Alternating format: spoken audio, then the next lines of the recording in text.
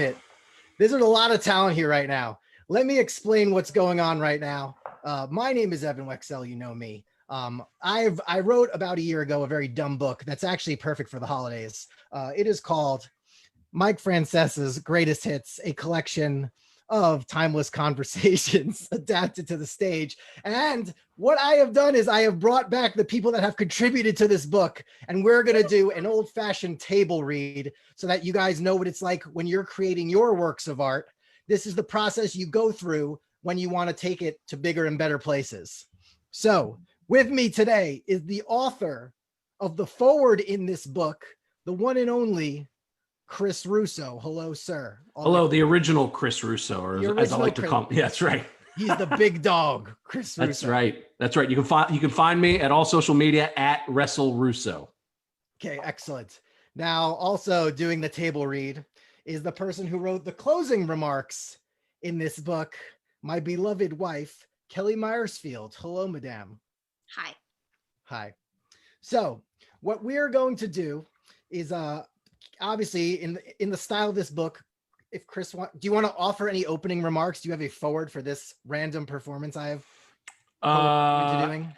Just like a lot of these readings that we're going to be doing, this is going to be a pile of slop at times, but man, I'm excited. I am excited. Me too. Okay. So what we're going to do is I've adapted some calls from the great Mike Francesa, who, by the way, if you're wondering, I have mild indifference of permission from him. So he doesn't really care, but he's okay, whatever.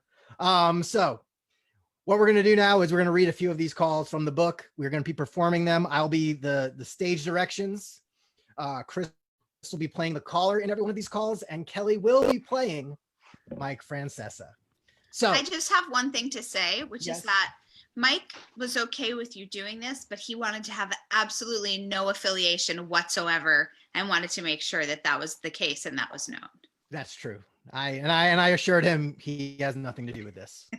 Yeah. All right. So we are going to go, everyone. Page 13, please. This call. Wait, we were going to do some opening remarks with Mr. Russo. Well, he already gave his remarks. That's the most important thing. Everything else is not is unnecessary. If it's not your social media plug, it's okay. That's it. Okay. So we are going to now start with our first scene. This is a table read, guys. This is Hollywood. This is industry. We are the Hollywood elite that people yell about. They make documentaries about us. Okay. Here we go. Oh, that's our kid yelling in the background. All right. Interior, radio station studio, winter 2015. Mike Francesa, a strapping and seasoned man in his early 60s, is sitting in the power chair of a radio station studio. He sports a black NYC hooded sweatshirt, black rimmed glasses, and silver fox hair that would be worthy of the movie Goodfellas. His headphones straddle his chin like a doctor's stethoscope. Already sporting some agita, he and his authentic New York accent takes the next call from a man in his 80s. Hello, Michael. What's up? Michael, I'm surprised that Noah Syndergaard is going to pass for turning down pitching for the USA. I mean, this is as close to the baseball Olympics as we have. And I'm sure you watch most of the game. I mean, it's a big deal how special this is. What, the WBC? Yes. I wouldn't watch it if it was in my backyard. Oh. Yeah, there's nothing patriotic about it. There's nothing. There's nothing patriotic. Nothing. Michael. That is a made-up marketing event. I understand that. It's always about the interest of money. You know that. It's not about, there's nothing about this. This is not a real event. There is no history to it. There's no anything to it. It's a bogus event. But geez, Michael. So why? So the answer is 0. No. The team probably patted him on the back for not playing. No, Michael. You think, how mad were the Yankees for having Didi playing him? You think they were happy he played in it? Michael, no. If they listen. So come on. The event is a joke. Michael. First of all, nobody watches it. Michael, come on. How many times are you going to say Michael? Nobody watches it. Nobody. Go look at the ratings. Nobody watches it. Oh, no. Nobody watches it. But I mean, is it Isn't it a patriotic thing to do? How is it patriotic? You're playing against a bunch of Americans. America, Michael. Look, the point of this is. Wait a second. What team? What team were you excited about? Michael, what team were you excited about? It's like the Olympics. That's what it was like, Mike. What team? What were you excited? What were you excited about it? What team? Yeah. USA. The world's gonna lose. All right. Well, who were you playing against in the final? Michael. What team were you playing against in the final? Michael. Don't say Michael again, or I'm hanging up on you. Michael. Don't say it again. What team did you play in the final? Michael. I warned you. I warned you because you don't know who you played in the final. That's how thrilled you were at that event. You didn't even know who they played against. They played against a bunch of American players. That's who they played against in the final. And if my player got hurt in that event, I'd be furious, just like the Yankees when Didi got hurt. And now the Mets have a pitcher who pitched in it and is hurt. That event is nonsense. And you know what? It shouldn't happen again. Back after this. Yes, that was great. That was magic. It's on a reel. Making the reel. Okay. We're going to do a couple more, then I'm going to let them go back to their more productive lives. Okay. Next thing we're going to do is actually, I read this with my kid, Beckett. He could get through this if I coerced him enough. Page 31, everyone. The following scene is called The Horse from Schenectady. So let's begin. Interior, radio station studio, spring 2014. Mike Francesa, an Irish-Italian stallion in his early 60s, is sitting in the power chair of a radio station studio that is being simulcast on Fox Sports. He's wearing a long-sleeve white polo as an open Diet Coke rests on the table. He has the paper open to last night's box scores as he also gazes at the television in studio. Hair, headphones, and glasses are again on point. Ryan in Eastchester. What's up, Ryan? Hey, Mike, how are you? Good. Good. So, the horse is from Schenectady. Excuse me? The horse, the 18 horse is from Schenectady. You're losing me. I don't know what you're saying. From the Belmont, the one who won. What horse are we talking about now? The one who won the Belmont. What Belmont? The Belmont Stakes. The Belmont Stakes hasn't happened yet. Oh, okay, then I'm lost. But yeah, you are completely lost. I mean, completely. Wait, you think they've run the Belmont Stakes this year already? Well, that's what someone told me from Schenectady, the 18 horse. She wants me to put money on it. That's the horse. You think that someone? Do you think they ran the Belmont Stakes already this year? That's what someone told me, and I guess I'm wrong. No, wait a second. So you've never watched a horse race then? I watched the Belmont. Did you watch the Derby on Saturday? My girl, the Meadowlands. Did you watch the Derby on Saturday? Oh, yeah, the Derby. Was it 18 from Schenectady? I don't know what you're saying. What are you saying? Mike, where was the horse from who won? From Schenectady? What are you talking about? Schenectady, New York. What horse from Schenectady? Who won the race, Mike? A horse from California. Oh, okay. I've been to LA, but anyway. Listen, when you get back from Mars, call us, okay? Brian offers indecipherable stammering as Mike hangs up. He takes the next call. I'll be Ted. Ted and Bradley Beach. What's up, Ted? I can't stop laughing. I don't even know. I don't even know what he was talking about. I mean, I don't even know what country the guy's in. That is the best call you've ever gotten all the years that you've done the show. I mean, the horse from Schenectady. Did he win the Belmont Stakes? So listen, if you believe in premonitions, there's a horse from Schenectady in the Belmont. Bet him.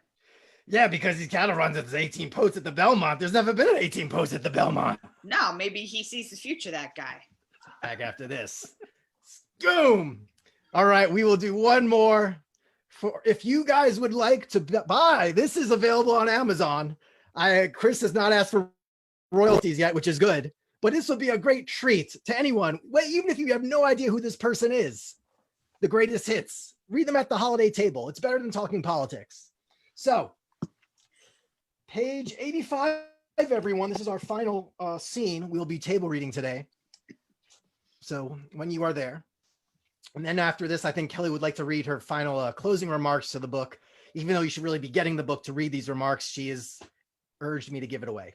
I'll read some of it. Okay, read some of it. All right. So this call is called the Kansas City Model. Interior radio station studio, winter 2019. Mike Francesa, master of his sports talk domain, mid-60s, is sitting in the power chair of WFAN Sports Radio. He's reading notes on white paper over his newspaper, which is open to last night's box scores. He has Diet Coke on his desk while wearing stethoscope-like headphones. He's already somewhat riled up his callers, particularly New York Giants fans, continue to question the viability of Eli Manning as a competent starting quarterback this late in his career, as other teams, like the Kansas City Chiefs, are succeeding with a young phenom behind center named Pat Mahomes. Jealous of Kansas City's success, Giants fans ambiguously call this the Kansas City Model. Mike is not pleased. Note, we will join the conversation after the exchange of pleasantries. Yeah, but they've got to follow the Kansas City model. What is the Kansas City model? To a Super Bowl in 50 years. It's winning games, Mike. Wait a second. How did the Giants follow the Kansas City model? The Kansas City model, they won 22 games before they handed it in 2 years to Mahomes. The Giants have won 8 games in the last 2 years. How is that like following the Kansas City model? Because that's what they needed to do. Well, how is he? So wait a second. You just said his next job is to break in the next quarterback. Because that's what the organization needs, and that's what they need now, Mike, the Kansas City model. What is the Kansas City model? Explain to me what the Kansas City model is. Michael, I'm trying to. What is it? Tell me what it is. Explain the Kansas City model. I'm listening. All right. The Kansas City model has been incredibly successful. What is it? What is it? The Kansas City model, Mike, has been incredibly successful. They've won like 9 games. What is the Kansas City model? Explain it to me in words what it is. Well, Mike, I know you're not interested in the mathematical equations of it, but I got to tell you, what is it? It's winning as an organization and everyone doing their part. No, it's not, you dope. It's not anything like that. It's taking a young quarterback and sitting him for a year and then getting him ready to start. That's the Kansas City model. You don't even know what it is. What do you think? The Kansas City Chiefs broke ground because they had their quarterback sit for a year? What do you think? You think that was some epiphany that Andy had? Or some amazing thing? The Kansas City model.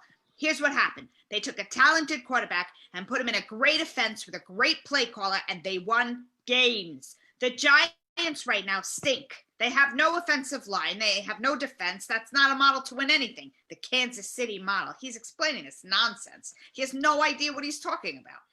Note, this was definitely a prank caller that called into Mike, as he referenced past calls Mike had received about Deflategate and the World Baseball Classic. Coincidentally, both calls are included in this book.